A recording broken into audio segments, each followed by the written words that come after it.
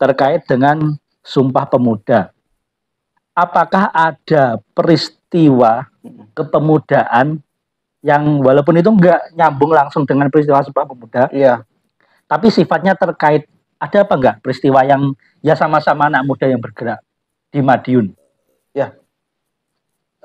Tentu kalau bicara soal Sumpah Pemuda itu pasti memiliki imbas yang sangat besar dalam kalangan pemuda ya, karena Sumpah Pemuda itu seperti api yang memercik di berbagai wilayah, terutama di Madiun yang saat itu termasuk daerah pedalaman ya.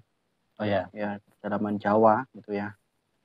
Bicara soal Sumpah Pemuda, memang kita mungkin ini nggak pernah di-share di beberapa sejarah-sejarah kita ya.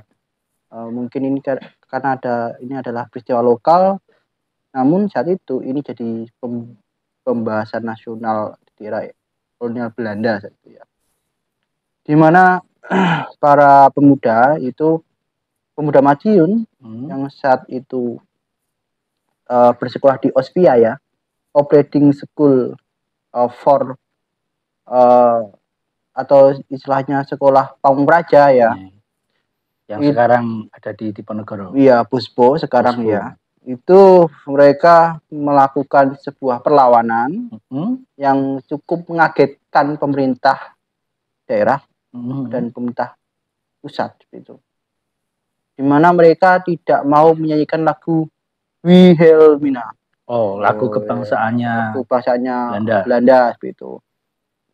Dia malah ingin menaikkan lagu Indonesia Raya. Itu di upacara pagi gitu ya? Bukan, di sebuah acara perayaan ini ya, perayaan hari ulang tahun sebuah organisasi di Ospia itu. Dan itu ya, dan itu dihadiri oleh presiden. Presiden Madiun. Dihadiri oleh presiden. Iya, itu peristiwa itu terjadi kira-kira bulan Maret 1930. Berarti 2 tahun setelah ini ya, setelah Sumpah Pemuda itu ya. Dari peristiwa itu ya, satu anak dikeluarkan.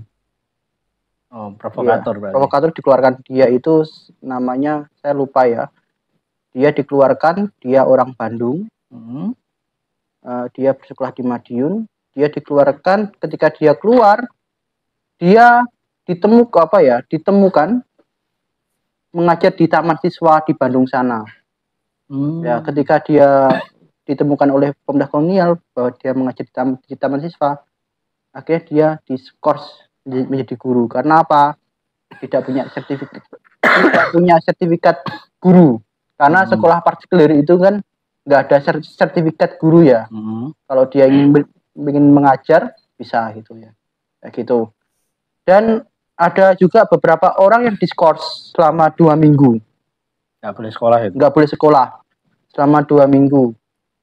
Dan selama 2 minggu itu pula dia para pemuda-pemuda yang kena imbas dari peristiwa itu banyak dibantu oleh seorang pemuda yang bernama Raden Mas Tumenggung Suryo. Sekarang kita kenal sebagai Gubernur Suryo. Itu karena Gubernur Suryo kan juga lulusan Ospia kan. Itu. Nah, jadi beliau juga kan dia kan pamannya itu kan Bupati Madiun. Ya. Itu ya, Bupati Madiun ya.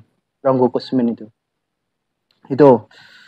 Ya dari situ ya dia membackup anak-anak yang diskors itu. Itu. Dan dari situlah pemerintah kolonial melakukan penyelidikan terhadap orang-orang itu ya, orang-orang kenapa kok bisa melakukan perlawanan ya Pak, melakukan pembelotan ya. Dan ternyata mereka selama ini selain dia bersekolah di Ospia, dia juga melakukan diskusi dengan orang-orang Budi Utomo Afdeling Madiun. Diskusi itu dilakukan di luar rumah ya, di luar sekolah di luar sekolah itu. Nah, pemerintah kolonial ternyata tidak menyadari ya bahwa yang dia pikirkan Budi Utomo itu sudah mulai melembek ya. Ternyata ada anggota-anggota Budi Utomo yang masih radikal seperti itu di Madiun, dan itu berdampak pada nasionalisme kaum muda ya. Tambah lagi Osvia itu juga banyak siswanya yang tergabung dalam Young Java itu. Young Java. Jadi pada sekitar tahun 1920 Young Java Madiun dibentuk.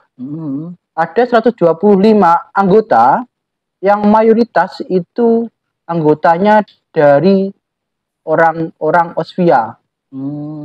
Itu. Dan di sini kita bisa mengetahui bahwasanya proses nasionalisasi di Osvia di kalangan pemuda-pemuda yang ada di Madiun itu sebenarnya mulai terbangun ya. Meletupnya ketika pasca Sumpah Pemuda itu dibuktikan dengan apa? Dibuktikan dengan mereka ingin menyanyikan lagu Indonesia Raya, dan mereka ingin menuntut pada pemerintah kolonial untuk merdeka seperti itu.